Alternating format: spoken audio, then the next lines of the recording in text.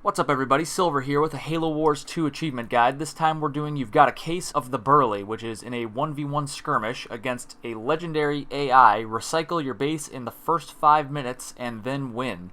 So we have to destroy our main base. It actually could be your second, third, or fourth base. It doesn't really matter. You just need to destroy your main base, I believe. But we're just going to destroy our first base that we start off with anyway.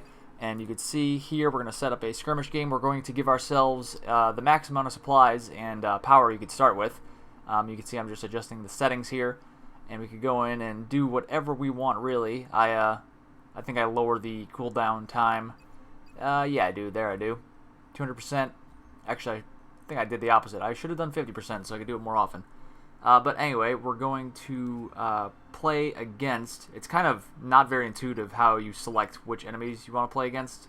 But you got to hit A, and then you can select the difficulty there. That's very weird. I don't know why. But select Legendary, and I just put Cutter down as my opponent.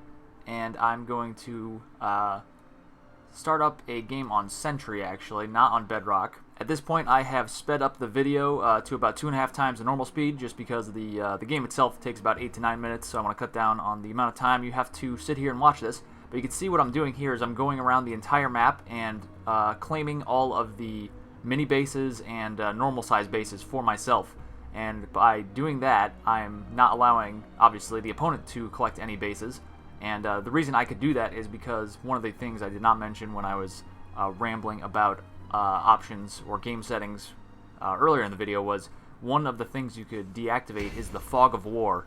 And what that is the kind of the setting on the game that makes it so you could only claim bases or interact with things that are within your player unit's line of view.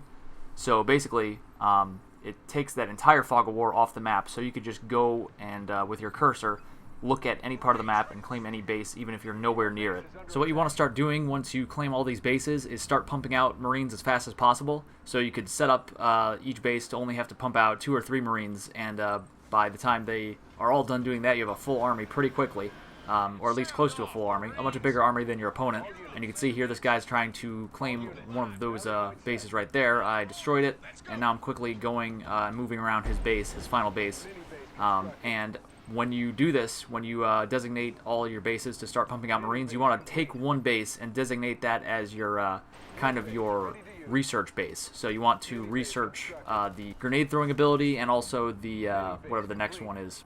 Can't think of it, but it makes your all your Marines have rocket launchers. Can't think of what it's called though at the moment. But take that base, upgrade it a couple times so you are allowed to research as much as you can for the Marines, and that way they'll be more powerful. And you can see this AI has actually created a lot of flamethrowers, which should be able to take out my guys pretty quickly. But just because I have so many of the Marines, and because of the fact that I'm not stopping to allow the flamethrower guys to really set up and take me out, I'm kind of just running around his base as I see fit. And I'm destroying his barracks. That's one thing you definitely want to do. When they start building barracks, just target that building and destroy that so he can't pump out more flamethrowers on you. And also, you want to take out any turrets that he's building. You can see he's trying to build a turret in the back of his base, and I keep targeting that. They're a lot easier to take out, and they have way less health while they're being built. So you want to take them out before he has a chance to fully bring that turret online. You can see I did not do that just there, but that's alright. We're pretty close here to taking this guy out, and we just slowly and surely move back and forth, and you could pretty much easily replenish your units because you have all these bases set up. One thing I didn't do here that I probably should have as a long-term strategy in case this went a little longer than it did, I should have built some supply pads because you can see I am low on supplies at this point. I have a good amount of research, of power rather, not research. But the main issue could have been I would run out of money or resources, whatever, supplies, and then he would be able to possibly start fighting back, which would just be embarrassing.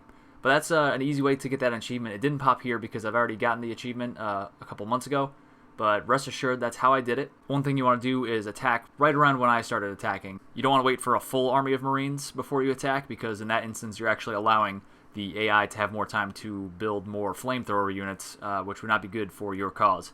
But that's pretty much it for this one. Thank you very much for watching, guys. Click like and subscribe, leave a comment. Follow me on Twitter at HaloCompletion. I'm a lot more active on there now. and we're doing a lot of fun stuff. I got my podcast going, HaloCompletionist, where we jump into all the games and books and lore. And I'm actually going to be guest starring on a couple other podcasts in the Halo community soon as well. So keep an eye out for that. I'll definitely keep you guys in the loop on what I'm doing on the scene and, where I'm going to be on the internets and maybe even in real life. But that's it for now. Catch you guys later.